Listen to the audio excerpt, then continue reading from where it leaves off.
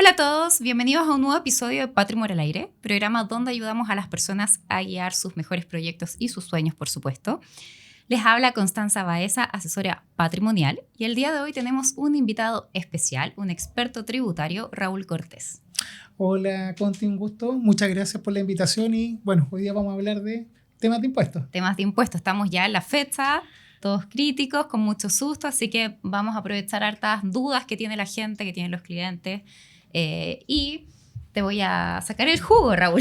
Vamos, para eso estamos. Vamos a sacar hartas cositas ahí. Bueno, gracias por la invitación. Ya estuvimos un capítulo anterior con los amigos de Patrimor y se nos hizo corto el tiempo, Conti, así que esperemos que ahora tengamos un poquito más de tiempo para hablar. A mí me gusta harto hablar, chiquillos. Perfecto. Cuéntanos un poquito de ti, Raúl. Cuéntanos cómo llegaste a esto. También me imagino que te debe gustar todo el rubro.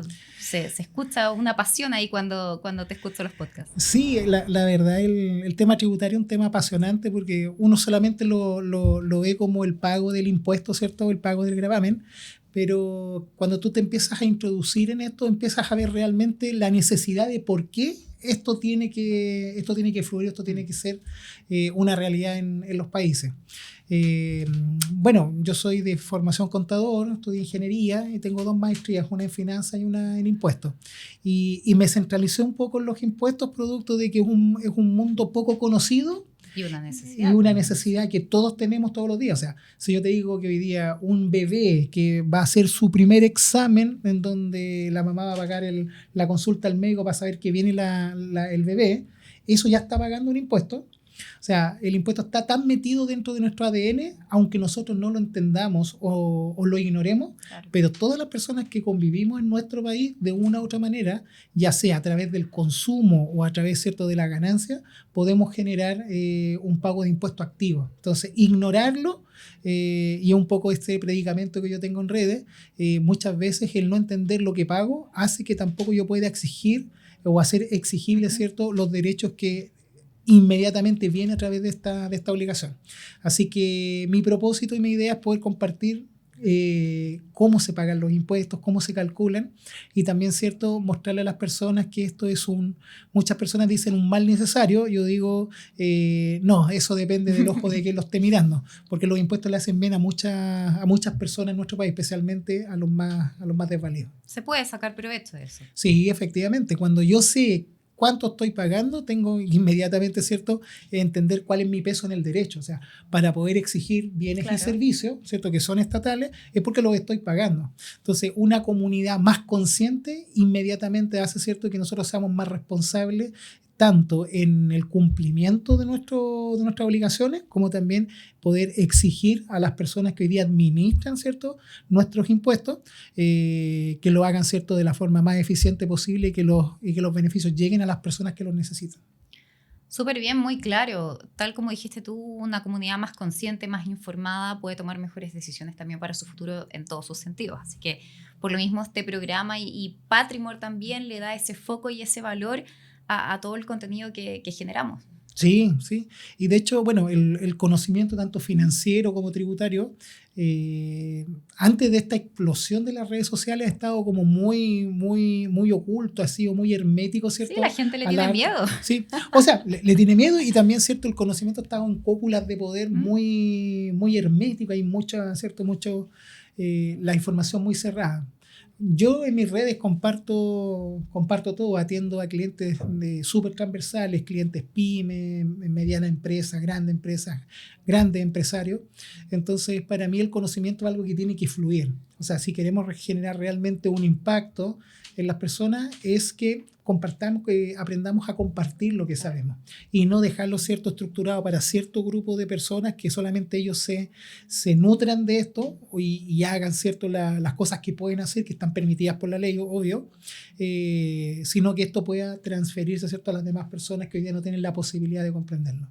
Perfecto. Bueno, Raúl, como te dije al principio, te vamos a sacar el jugo. Tengo acá anotado hartas preguntas, preguntas que por lo general los clientes, las personas, la misma gente que trabaja ha tenido dudas frecuentes, así que vamos a ir revisando. Las vamos a dividir por sectores para que no sea una avalancha de cosas, ¿ya? Genial. Pero antes te quiero preguntar, ¿cuáles son las cosas más típicas o el área más típica en temas tributarios que te preguntan? Ya sea inmobiliario o de inversiones, ¿cuál es lo típico que siempre te dicen? Mira, yo hoy día formo parte ahí de una cadena de comunicadores, influencers, toda gente que comparte información. Estoy muy cerca del área inmobiliaria, producto de que cuando partí dando información tributaria me centré mucho en el mundo inmobiliario. Entonces me llegan muchas consultas en el mundo inmobiliario. Después empecé a compartir con gente más del mundo financiero y ahí también empiezan, ¿cierto? Se va ampliando un se va poco ampliando la gama. Perfecto. Pero prácticamente las preguntas yo te diría que son dos. Desde el punto de vista tributario es cómo pago los impuestos por las ganancias que tengo, Claro. ¿cierto? Y por otro lado, de qué manera me reorganizo, me planifico para que el impacto no sea tan grande. Entonces hoy día estamos centrados en esos dos mundos, en el mundo de cómo pagas el impuesto y por otro lado, cuáles son las estructuras que tú puedes utilizar para poder optimizar el impuesto que tienes que pagar, porque ahí también hay una premisa, no porque hoy día tenga que pagar el impuesto, no tengo la posibilidad de reorganizarme de una manera tal en que centrado en el marco de la ley, yo puedo optar a otros regímenes tributarios que van a tener una carga impositiva más baja. Entonces, lo que estamos mostrando hoy día a la comunidad son dos cosas. Cómo cumplir, ¿cierto?, Claro, con tu obligación tributaria y, por otro lado, cómo reorganizarte de tal manera que puedas optar a la carga tributaria menor. Perfecto, perfecto. Vamos a irnos por esa área entonces. La pregunta clave, yo creo que todo el mundo se está haciendo esa pregunta este año con estas noticias que han salido. ¿Qué significa conceptualmente esta famosa rebaja del IVA en las propiedades? Y si es que se va a hacer efectivo, ¿qué opinas tú de eso? A ver, hay que entender un poquito el contexto actual. Hoy día todo lo que es el mundo propiedades, el IVA se aplicó a partir de la reforma del año 2014, ¿ya? Y a partir del año 2016 en adelante se comienza a gravar con IVA la compra de propiedades nuevas, ¿ya? Antes de esa fecha no existía IVA a las propiedades. Y dentro de la etapa de construcción, de hecho, hay un beneficio que este año se acaba, que es el crédito especial de la empresa constructora, que reponía, ¿cierto?, el 65% del crédito a las constructoras. ¿Para qué? Para que las personas en realidad, ¿cierto?, no tuvieran un gravamen respecto de este impuesto al valor agregado. Claro. Y de esa manera, ¿cierto?, la apertura del acceso a la vivienda sería, ¿cierto?, que era lo que se buscaba, que más personas tuvieran acceso a la vivienda, o sea, menores precios, mayor acceso. Después de que se grava con IVA, ¿cierto?, el año 2016 la vivienda, ese acceso comienza a ajustarse, porque efectivamente el promedio en que sube el valor de las propiedades va entre un 12 a un 15%. Entonces, efectivamente, adicional a ese punto de la historia, después se suma estallido social, se suma pandemia. El valor, ¿cierto?, el valor de la construcción se encarece, el valor de la mano de obra se encarece. Claramente. Y hoy día, ¿cierto?, la tormenta perfecta, post pandemia viene todo el efecto inflacionario que esto trae, ¿cierto?, en el mercado de los créditos, ¿cierto?, en todo lo que es mercado de capitales, y hoy día se hace casi, no voy a decir imposible, pero muy difícil el acceso, especialmente a las personas de más bajos ingresos, acceso a su primera vivienda. Entonces, ¿qué es lo que ocurre hoy día? Convivimos con la tormenta perfecta. Costos de construcción más caros, aplicación de IVA, efectos inflacionarios en el mercado de capitales, los créditos se hacen más caros, por lo tanto hoy día salir a comprar una propiedad en comparación a hace 5 o 6 años atrás, mucho más complejo. El diferencial más exigente, totalmente. Sí. El diferencial es muy, muy grande. Entonces, ¿qué es lo que ocurre hoy día? Tenemos más de 100.000 propiedades estacionadas en entrega inmediata, y por otro lado, en el lado de la demanda, hay más de 500.000 propiedades que están en déficit habitacional, familias que necesitan la solución habitacional. Entonces hoy día tenemos propiedades construidas y demanda, ¿cierto?, y demanda multiplicada por 5 en función a las demandas construidas de entrega inmediata. ¿Cuál es el problema? Es que no tenemos un mercado de capitales que haga, ¿cierto?, el clic entre la persona que necesita y las propiedades que están disponibles. Claro.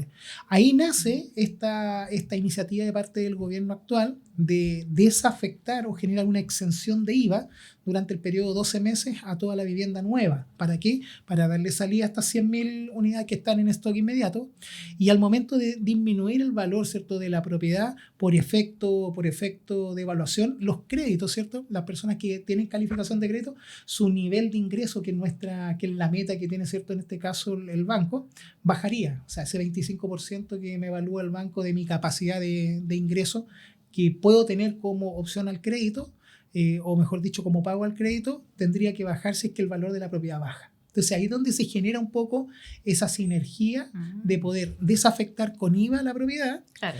pero esto genera varios problemas, ¿ya? Uno de ellos, el IVA es un impuesto de traslación. ¿Qué significa eso? Que el IVA no se paga al 100% cuando el producto se consume de forma final, sino que el IVA se va devengando por cada una de las etapas previas al desarrollo. Por lo tanto, cuando tú comienzas el desarrollo de un proyecto inmobiliario, tú compras el paño, posteriormente tienes que hacer la arquitectura, claro, ¿cierto? Tienes que comprar después los materiales, comprar los servicios para hacer la excavación, levantar el edificio, y muchas de esas actividades están grabadas con IVA. Por lo tanto, la inmobiliaria comienza, ¿cierto?, a comprar y a pagar ese IVA. En el caso de la inmobiliaria. Exacto. Entonces, cada una de las personas que intervienen en un proyecto pagan el IVA de forma mensual. Por lo tanto, ese dinero ya está en el bolsillo del fisco. Por lo tanto, hoy día, ¿qué es lo que queda arriba de la mesa como IVA, entre comillas, a recuperar, o que el fisco podría abstenerse de recaudar? Sería solamente el IVA de la proporción que queda entre el valor de costo de la inmobiliaria versus el margen de ganancia que tienen que aplicarle al proyecto para salir a vender el producto. Claro, porque todo el resto ya lo pagaron en Exacto. su proceso. Todo eso ya está en el bolsillo del fisco. Entonces, hoy día, realmente, si tú analizas un proyecto X, no sé, 3.000 UF, que tenga un margen de un 10% de rentabilidad, porque eso es lo otro, después lo vamos a explicar. En este caso, si la inmobiliaria tiene un margen de un 10%, un proyecto de 3.000 UF, realmente el descuento del IVA en promedio no va a ser más allá del 4%.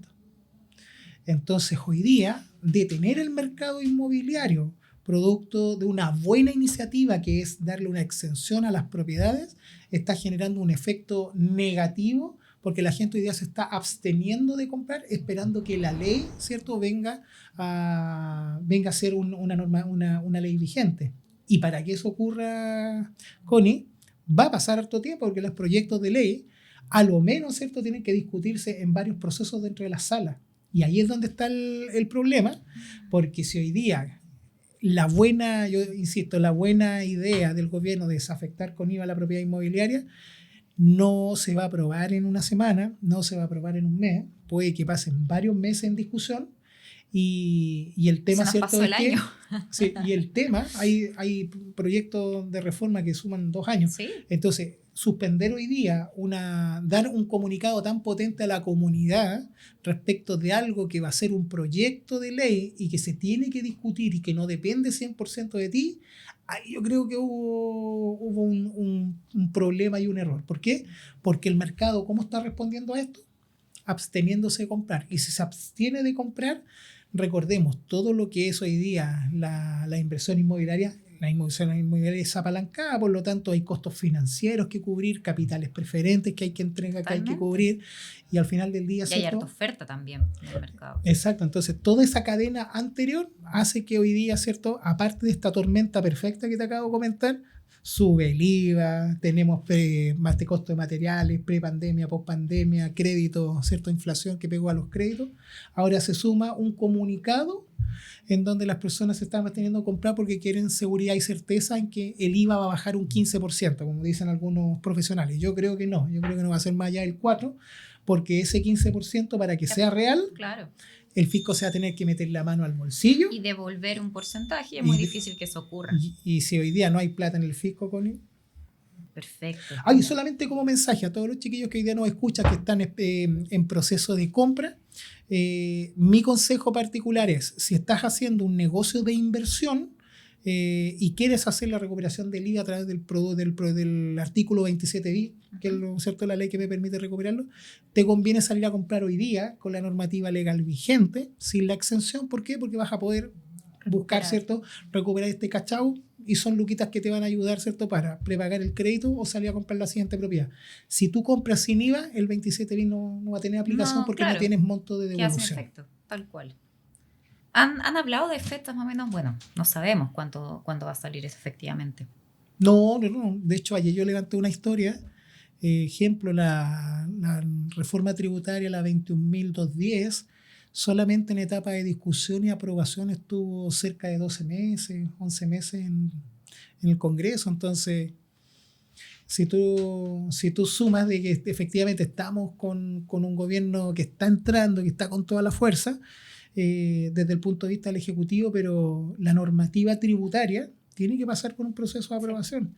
Entonces, si hoy día, ¿cierto? No tiene tiene calidad urgente el proyecto, pero si alguien cree que esto va a salir en 30 días, está totalmente equivocado. No, por lo general. Hay que aprovechar. No me quiero quemar con una fecha, pero por lo menos yo creo que sobre 6 meses. El que quiera salir a comprar, que lo haga ahora, antes de cualquier cambio. Cierto. Perfecto. Siguiendo el tema inmobiliario, hay un beneficio que llama mucho la atención, no todos lo conocen y muchas veces no todos lo entienden también, que es el famoso DFL2. Ya, yo tengo hartos clientes que lo tocamos en reunión, que me preguntan cómo lo aplico, qué pasa, supuestamente son 2 propiedades, pero yo tengo 3, pero en la primera vivo, en la segunda la arriendo, en la tercera vive mis papás. Casos súper comunes. Cuéntame un poquito, ¿qué es realmente el DFL2? Bueno, mira, el DFL2, Connie, es una categorización del tipo de propiedad que se puede acoger a distintos beneficios, no solamente tributarios, sino también otros, que están en un decreto fuerza ley que data del año 1960. 1960, 1958, por ahí andan los años, ¿ya?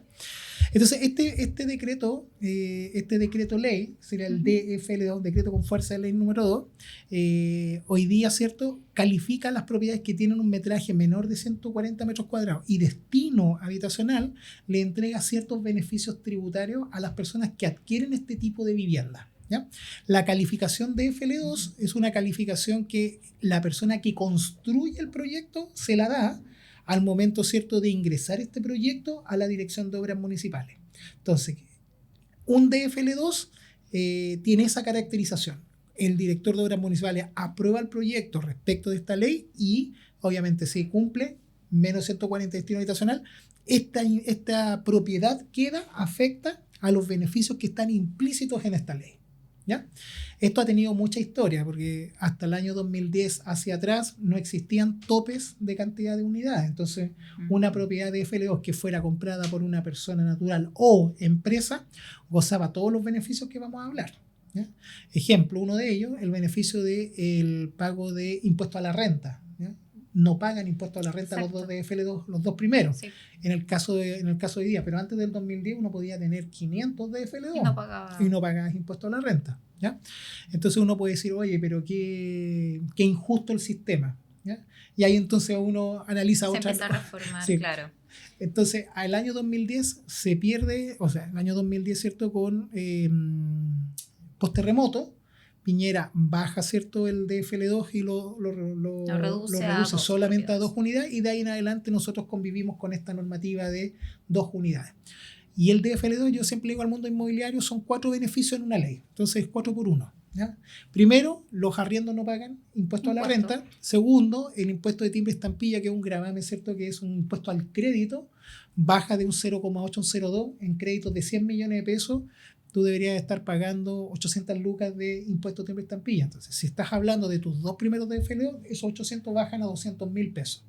Entonces ahí hay un gran ahorro, ¿cierto?, para la persona que está comprando e invirtiendo. Totalmente. Porque esto se paga los gastos operacionales, por lo tanto te bajan bastante. Tercero, las contribuciones, ¿ya? Las contribuciones tienen una exención del 50% por un lapsus de X cantidad de años. Ejemplo, si la propiedad tiene menos de 70 metros cuadrados, hay 20 años de exención.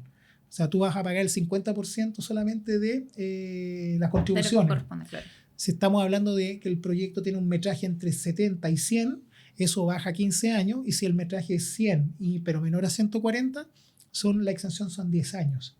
Entonces ahí tenemos otro beneficio que me pega al bolsillo, o sea, pago menos contribución. Y el cuarto tiene que ver con el impuesto a la herencia y a las donaciones, ¿ya?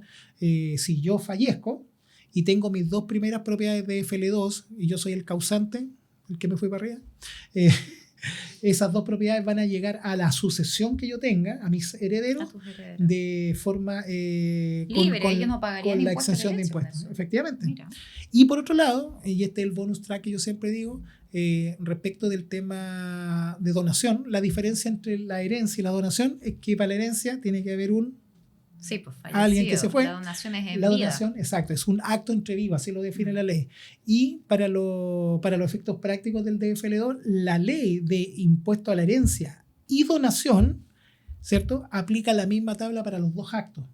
Por lo tanto, también el beneficio aplica hacia los dos actos. Si yo hoy día quiero darle y donarle en vida a mi hijo, a quien yo quiera, ¿cierto?, esas dos primeras propiedades, que ojo, vamos a conversar el tiro cuáles son las normas de control, pero si yo quisiera donarlo, también quedaría exento de impuestos.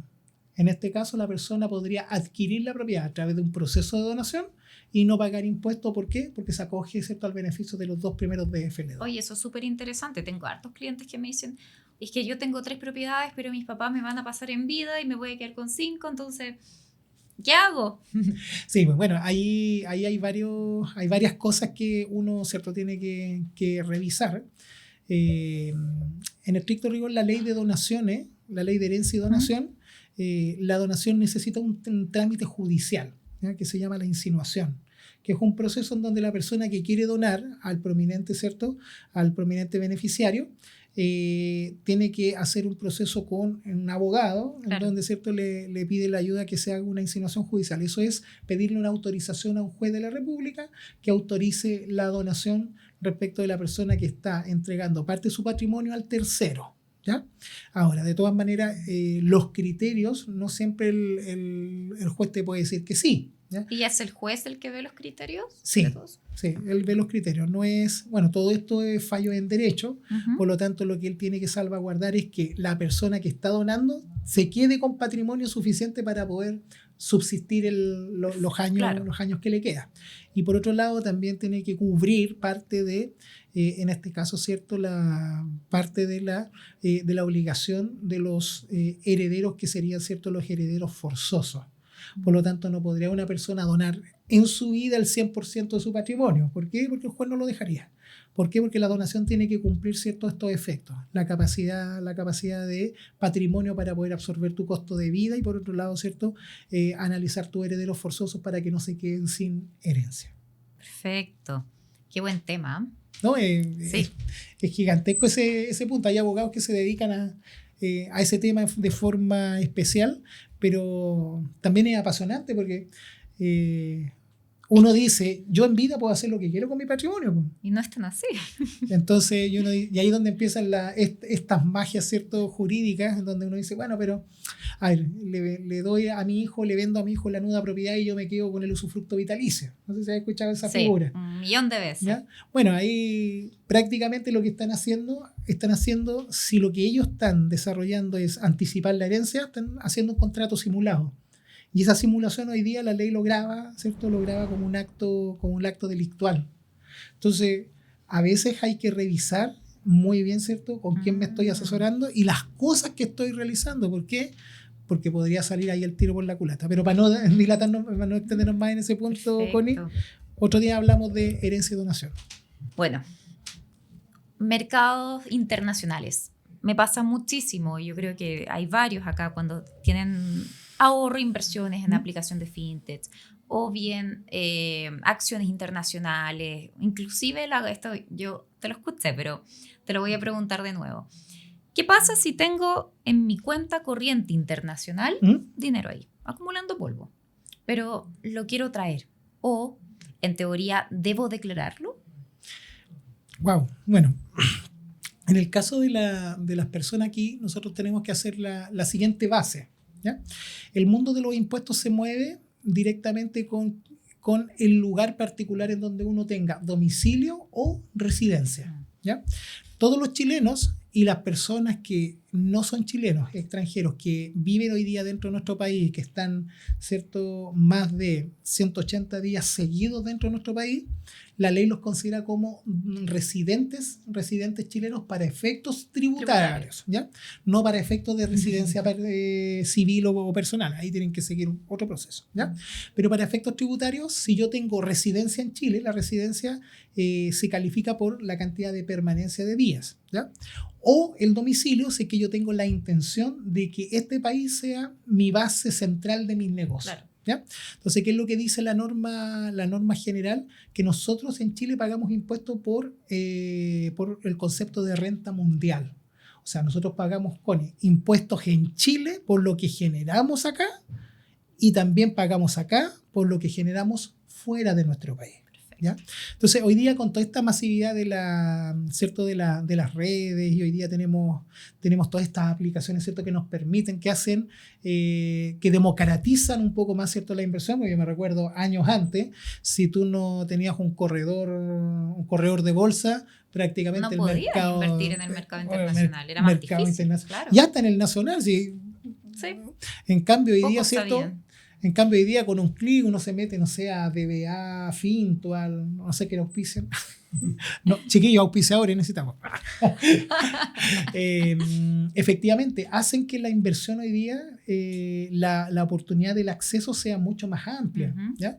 Pero eso también trae hoy día responsabilidades desde el punto de vista de los impuestos. ¿Ya? ¿Cuándo nosotros tenemos que pagar impuestos, Connie? Cuando nosotros tenemos incrementos de capital, incrementos de patrimonio. Ganancias. Cuando ganamos realmente, ¿ya? Nuestro sistema chileno no te va a cobrar un impuesto sobre un dinero que tú tengas en una cuenta corriente que no muevas, ¿ya? Pero sí tenemos que declararlo. Pero sí tenemos que declarar. Ojo, ahí hay una diferencia entre, ¿cierto? Generar una ganancia con lo que tengo y otra cosa muy distinta es declarar qué es lo que tengo, ¿ya? Ahora, como estos dineros están fuera de Chile, uno tiene que hacerse la siguiente pregunta, Connie.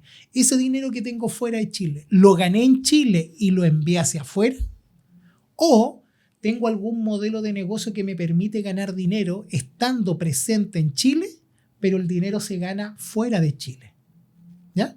Ejemplo, todas las personas que hacen educación, o las personas, ¿cierto?, que hacen marca personal. Yo me encontraba en el mercado varias personas que venden cursos a través de Hotmart y otras aplicaciones.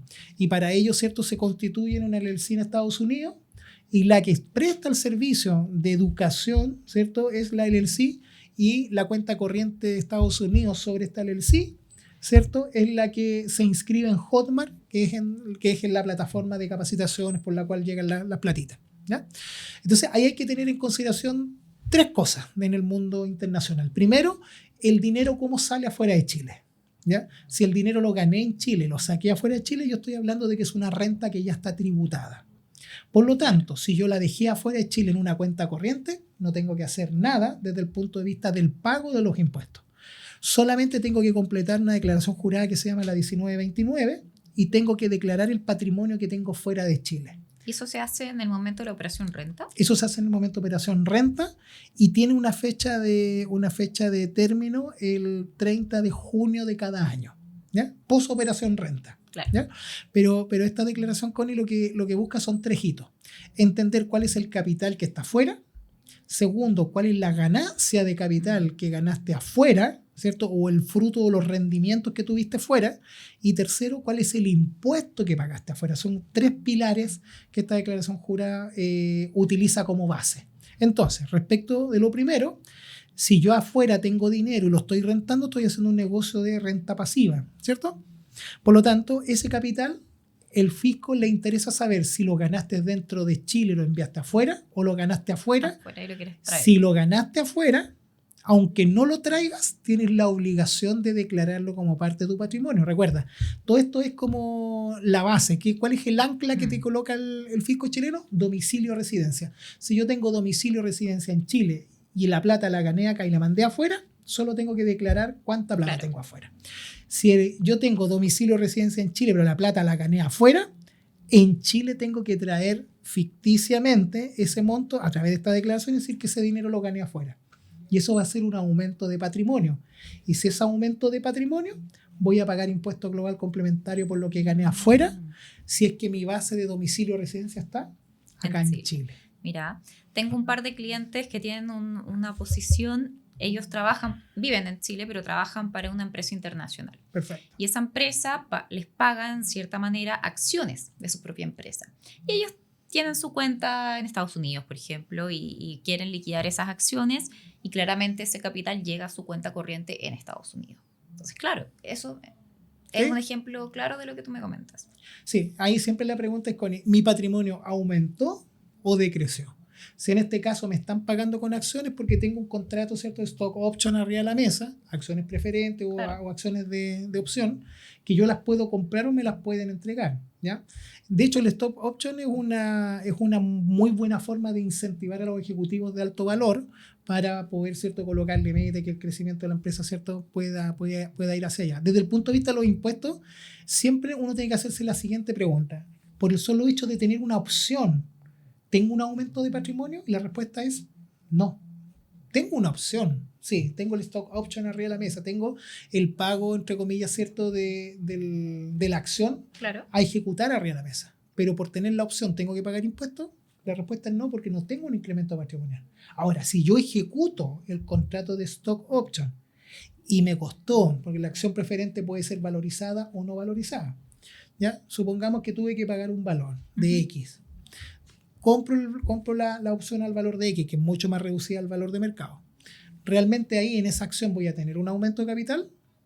No, ahí estoy ejecutando una acción. Pero si posteriormente salgo a vender la acción y la vendo al valor, ¿cierto?, al valor que se está transando en bolsa y que pueden ser 5X, ahí efectivamente se genera la obligación y ahí yo tengo que salir a pagar impuestos por esas 4X. Perfecto. ¿Sí?, que se generan. Entonces, Buenos puntos. Y esto aplica para las cuentas corrientes, para las acciones que acabamos de comentar, para las aplicaciones de fintech que te ofrecen productos internacionales con corredores afuera también. Sí, sí.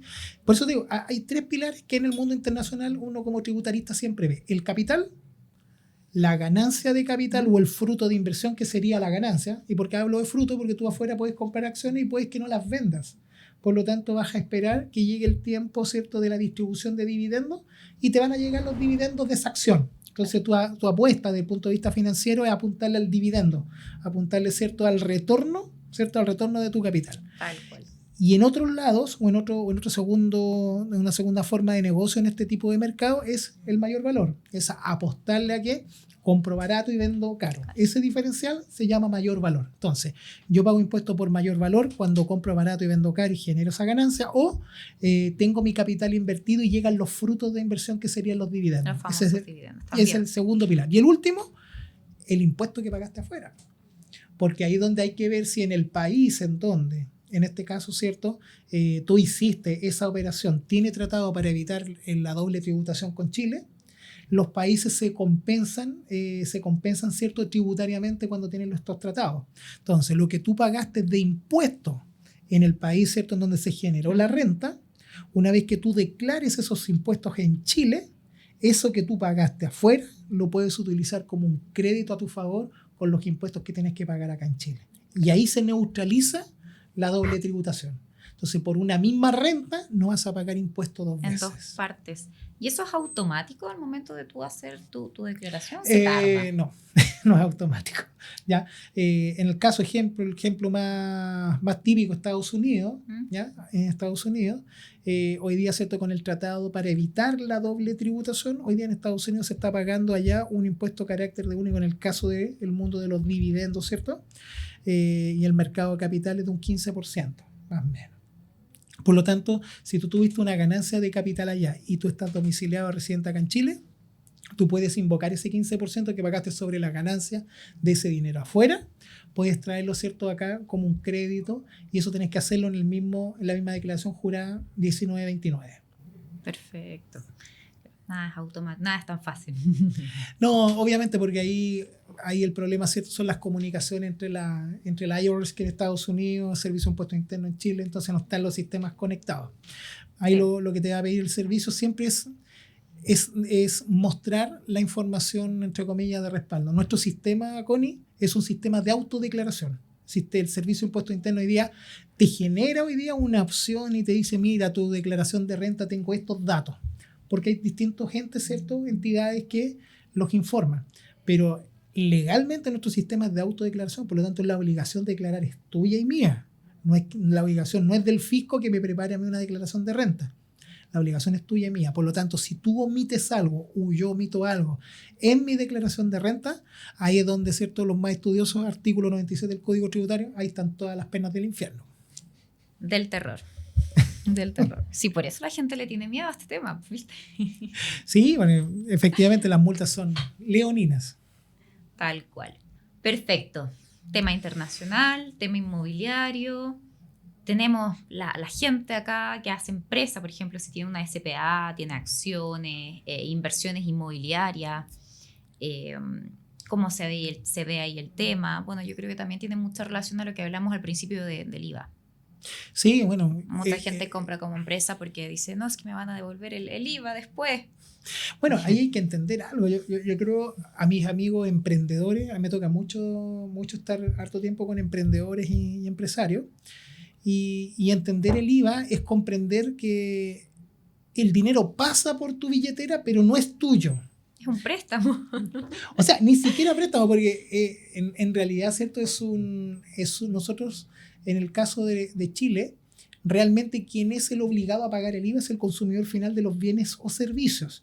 Pero toda la etapa anterior a que el producto se venda para quien lo consume o el servicio, ¿cierto?, a quien lo va a consumir, prácticamente hay una etapa anterior. Lo mismo que hablábamos de la inmobiliaria. Entonces, si yo hoy día voy a comprar un computador y en Chile se están produciendo computadores, tiene que haber cierta mano de obra, tiene que haber empresas que vendan los componentes, otras que los armen, otras que los encajen. Entonces, al final del día, dentro de la cadena del IVA, hay distintos actores que ya van entregando, ¿cierto?, el flujo de recaudación al fisco.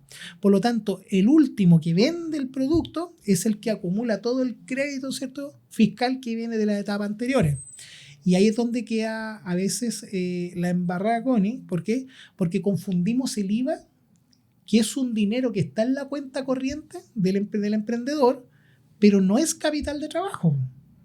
Lo que tengo ahí es un dinero que tengo la obligación de pagar y restituirle al fisco, ¿cierto?, al día 20 del mes siguiente. Entonces, hay muchas personas que son emprendedores que, obviamente, por la necesidad de tener capital de trabajo arriba de la mesa, llegan y le pegan el manotazo al IVA. Y después llega el 20 del otro mes, ¿cierto, Daniel? ¿Qué es lo que hacen? No declaro, ¿cierto? O postergo la declaración, pero no la postergo por un tema de que tengo el dinero en el flujo de cobranza, sino es porque me lo gasté. Y ahí es donde empieza una bola de nieve gigantesca que hace que los emprendedores, ¿cierto?, se peguen unas 2 o 3 quebradas antes de tomar, ¿cierto?, el negocio que los va a tirar para arriba.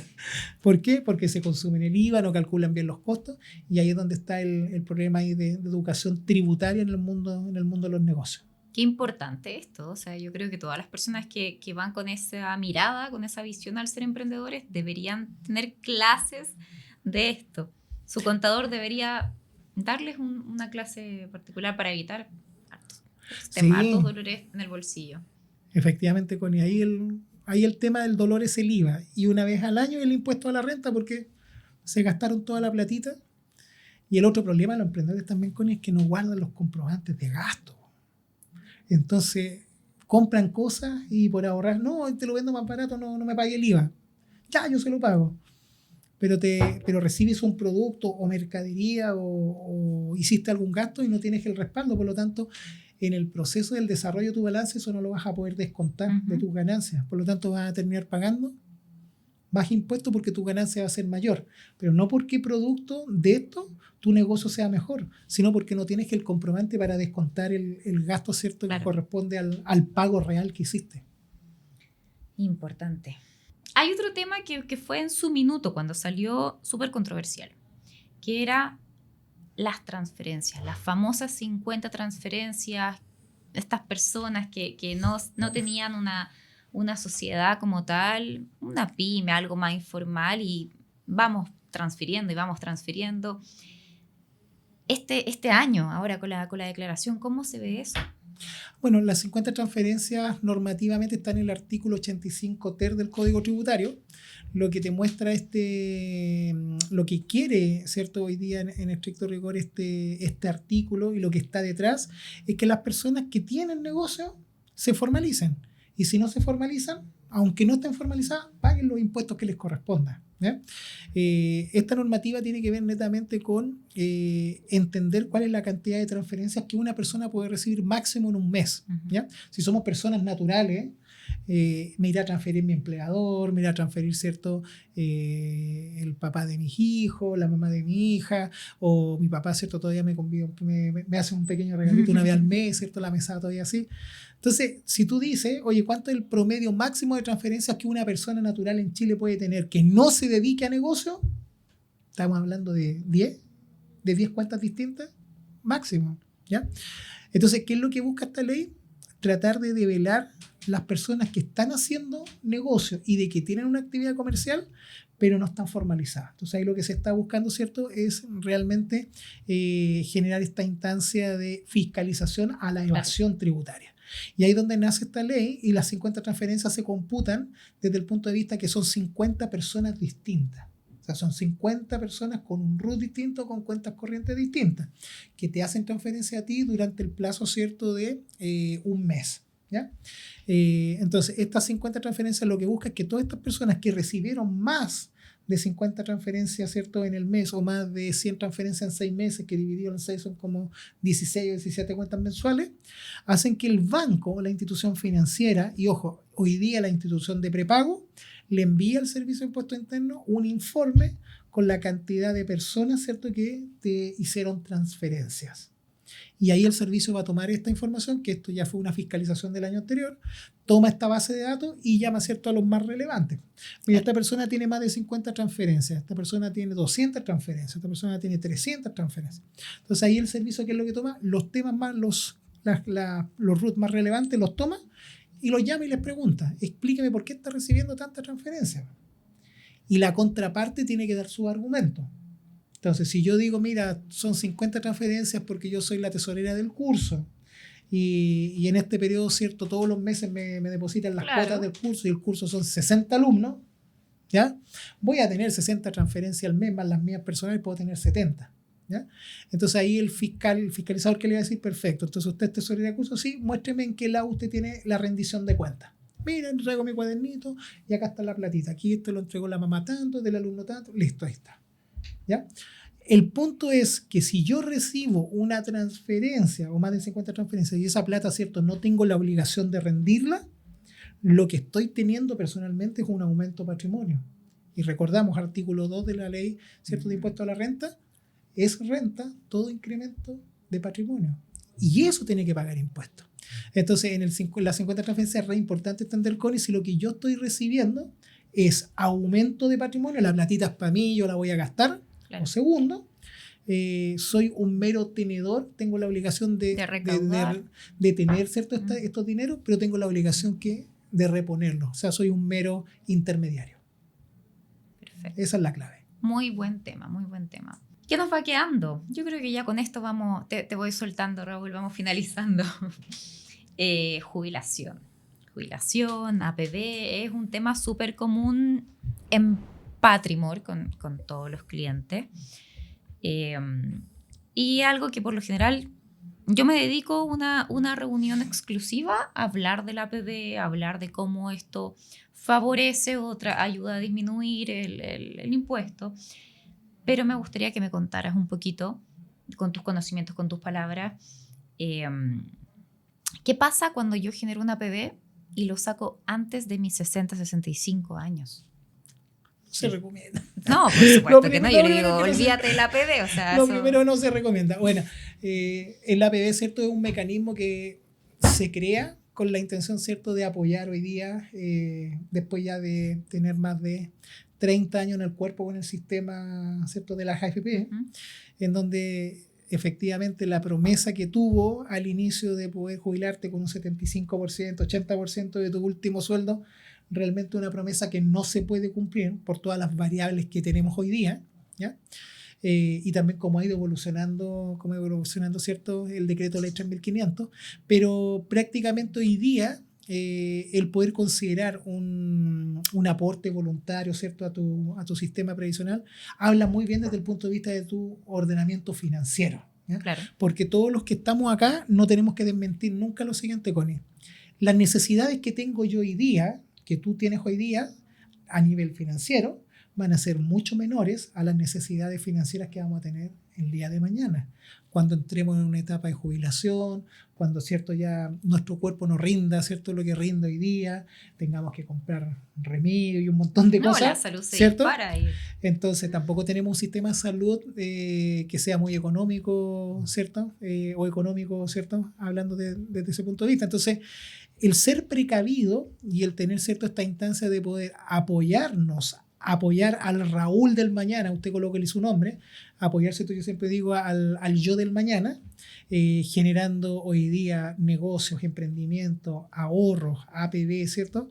Inversión inmobiliaria. Lo que estamos haciendo es que de una u otra manera le estamos permitiendo al yo del futuro vivir un poco distinto a la realidad que muchos, ¿cierto?, de nuestros padres, abuelos o personas que conocemos, ¿cierto?, están viviendo el día de hoy. ¿Ya? Y eso es lo lindo de la democratización del conocimiento financiero inmobiliario. Ahora, desde el punto de vista del Estado, no hay que perder de vista de que para el Estado también es un objetivo de que las personas mayores, ¿cierto?, puedan de una u otra manera tener ahorros suficientes para poder generar ¿cierto?, costear su costo de vida. Claro. ¿Ya? Y ahí es donde nace, ¿cierto?, también un incentivo tributario importante a la APB. ¿Y cuál es el incentivo? Que tú, el monto, aquí vamos a referirnos al APB régimen B, todo lo que tú ahorres, ¿cierto?, en este tipo de instrumentos se va a descontar de tu base general de impuestos, de tu base general de global complementario, que es la base por la cual se paga el impuesto progresivo, ¿cierto?, acá en Chile. Y el objetivo es el siguiente, el objetivo que tiene el fisco es incentivarte, Connie, a que guardes, ¿cierto?, tu dinero, ¿cierto?, para que en la etapa de jubilación, que a eso le vamos a denominar etapa, ¿cierto?, pasiva de la vida de la persona, cuando tú lo recuperes de ahí en adelante, tú puedes, ¿cierto?, gozar de ese dinero. Y el impuesto, ojo chicos, siempre se paga. Esto no es un regalo al fisco, esto es una suspensión del impuesto durante un tiempo. Entonces, si tú generaste el APB hasta tus 65 años, todo lo que tengas recaudado de ahí en adelante tú vas a poder, dependiendo de la compañía, retirar una parte, dejar otra parte, ¿cierto?, a complementación de tu... Se puede jugar ahí, hay se flexibilidad. puede jugar ahí, ¿ya? Pero ¿qué es lo que te dice la ley? Si usted el APB que fue colocando 40 años, 45 años, 50 años, 52 años, usted lo necesita sacar por A, por B o por C, si usted me retira el APB antes de la etapa, ¿cierto?, pasiva, si lo retira en una etapa activa de la vida, eso es lo que dice la ley, usted, ¿cierto?, va a tener que pagar el impuesto global complementario que le corresponda, más un peaje, ¿cierto?, y una multa por retirarlo en una etapa activa. Y ese porcentaje puede ir entre un 3 hasta máximo un 7% adicional a la tasa efectiva de global complementario. Me explico.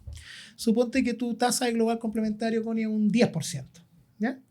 Y resulta, ¿cierto?, que dentro de un cálculo especial que se hace, tú tengas que pagar una tasa de multa de un 7. Tu tasa de global complementario va a ser un 17. Cuando tú retiraste el APB, a ti en el APB, ¿cierto?, te descontaron inmediatamente un flujo, ¿cierto?, de tu fondo de un 15%. Flujo que te va a permitir, ¿cierto?, recuperarlo o pagar, o hacer, ¿cierto?, el monto de pago de los impuestos en el año donde recuperaste. Entonces ahí empieza esta lógica de que uno dice, ¿cierto?, si necesito retirar dinero, me llegó una enfermedad o necesito plata por A, por B o por C, voy, retiro el APB que tengo, el APB me va a retener el 15%, se lo va a pasar a usted, señor fisco, y yo me voy a quedar con el diferencial. Si ese diferencial llega a mi global complementario y yo soy una persona que tengo rentas altas, me va a doler. Me va a doler el impuesto que voy a pagar ese año, porque aparte de la tasa de global complementario se puede incrementar hasta un 7%. Y ese 15% que te descontó la institución y se lo pasó al fisco puede que no alcance para poder cubrir el impuesto que tienes que pagar, ¿ya? Entonces ahí cuando eso sucede, Connie, yo digo hay que hacerlo muy planificado, ocuparlo, ¿cierto?, como última herramienta, porque el objetivo de este vehículo es que esto sea la complementación de la renta de jubilación, ¿ya? No es un mecanismo de ahorro para ahorrarme impuestos, como muchos, ¿cierto?, lo dicen en redes. Oye, el problema de ganar 8 millones de pesos en Chile. ¿Y qué te dicen? Bueno, si no quiere pagar tanto impuestos, hágase una PB. Y te venden una PB. Po. No, y me llega mucho, me llegan clientes y me dicen, ay, a mí me habían dicho que la PB se podía sacar, yo tenía pensado sacarlo. Por ningún motivo. Te va a costar carísimo. No lo hagas. Así que si escucha por ahí ese mensaje que dice el problema de ganar 8 millones, yo digo, es un buen problema. Ojalá tuviéramos esos problemas. Esos problemas son los que me gustaría tener. Por supuesto. Y relacionado al tema, hay hartos perfiles que tienen una sociedad, se autocontratan. Perfecto. Se autocontratan y en ese caso, ¿cómo funciona este tema del APB régimen B? A ver, en el caso del autocontrato, es que en realidad el autocontrato o el sueldo empresarial, ¿cierto? Que dice la ley, es la posibilidad de generar un beneficio tributario a la empresa. ¿Ya? Vamos por ahí. El sistema previsional está anclado sobre una persona que tiene previsión. El sueldo empresarial no tiene previsión, a no ser que tú voluntariamente te acojas, ¿cierto?, al pago de imposiciones. Pero claro. ¿En dónde está la semántica de esto? Que desde el punto de vista del Código del Trabajo, las personas que son los trabajadores tienen que cumplir un requisito especial, o un requisito fundamental, y es que tengan supervisión y subordinación de un tercero. Entonces, cuando tú no lo tienes, inmediatamente la ley laboral te saca del perfil del trabajador y tú no eres un trabajador. Entonces, si no eres trabajador, ¿qué es lo que eres? Dueño de empresa. ¿Ya? Y la normativa tributaria, que es otra normativa, es la que te permite pagarte un sueldo, porque tributariamente se reconoce que tú haces una gestión en favor de la empresa que necesita una remuneración. Pero tu calificación no es trabajador. Claro. Entonces, como no eres trabajador desde el punto de vista laboral y solamente desde el punto de vista tributario puedes asignarte un sueldo, que ese sueldo tú lo vas a llevar a gasto y se van a descontar las utilidades, pero tu calificación no es de trabajador. Entonces, ¿quiénes son las personas que gozan del beneficio de la rebaja de impuestos de la APB? Son los trabajadores, son las personas que están dentro del régimen previsional. Entonces, si yo soy una persona, ¿cierto?, un dueño de empresa, en donde tengo sueldo empresarial, pero no me pago cotizaciones previsionales y lo utilizo solamente para rebajar los impuestos, prácticamente no cumplo con la calificación de trabajador. Y ahí es donde están estas líneas grises, ¿cierto?, de la ley. Entonces, prácticamente, si es que tú tienes un sueldo empresarial, te pagas cotizaciones, esas cotizaciones se reconocen como gasto desde el punto de vista tributario, pero para efecto de la ley del trabajo no eres trabajador, por lo tanto, no tienes acceso al finiquito, no te puedes pagar un finiquito porque no eres trabajador, ¿ya? Y desde el punto de vista de la APB, si haces este depósito, podría, ¿cierto?, entenderse de que también puedes colocar una cotización extra arriba, ¿cierto?, porque existe este enrolamiento al sistema previsional, o sea, estás mirando hacia el día de mañana. Pero si yo tengo un sueldo empresarial que no me pago cotizaciones, no sirve de nada. No podría. Sí. Raúl, he aprendido muchísimo. Uno nunca termina de aprender, a pesar de que uno estudia todos los días estos temas, pero siempre hay alguien más experto que te enseña y eso lo agradezco mucho, esta oportunidad. Cuéntame, ¿dónde te encontramos regularmente la gente que quiera saber de ti, que quiera trabajar contigo, que quiera saber de tus conocimientos? Gracias, Connie. Bueno, chiquillos, en nuestra página web www.bti.cl encuentran toda nuestra información de nuestra consultora. Somos especialistas tributarios, vendemos servicios de externalización contable, externalización en servicios en recursos humanos, planificaciones de impuestos y también tenemos un área legal súper fuerte. ¿Ya? En redes me pueden ubicar como Raúl Tributario, ahí trato de compartir harto de esta información en mi canal de YouTube y también, ¿cierto?, en Instagram. Estamos celebrando los 100.000 seguidores y hace poquito, felicitaciones, ¿cierto?, entramos. Así que nada, la idea, ¿cierto?, es poder hacer que la cancha esté un poquito más pareja a nivel de conocimiento y tenemos buenas comunidades, nuestras comunidades de WhatsApp, en donde constantemente estamos levantando información de actualidad, reformas y también en estos procesos de operación renta, los temas, ¿cierto?, que más pregunta la gente, como decía Connie, APB, tenemos por otro lado el DFL2, propiedad, declaración, bueno, así que ahí nos encuentran, Connie. Bueno, muchísimas gracias, Raúl, por acompañarnos, por tenerte acá, un privilegio.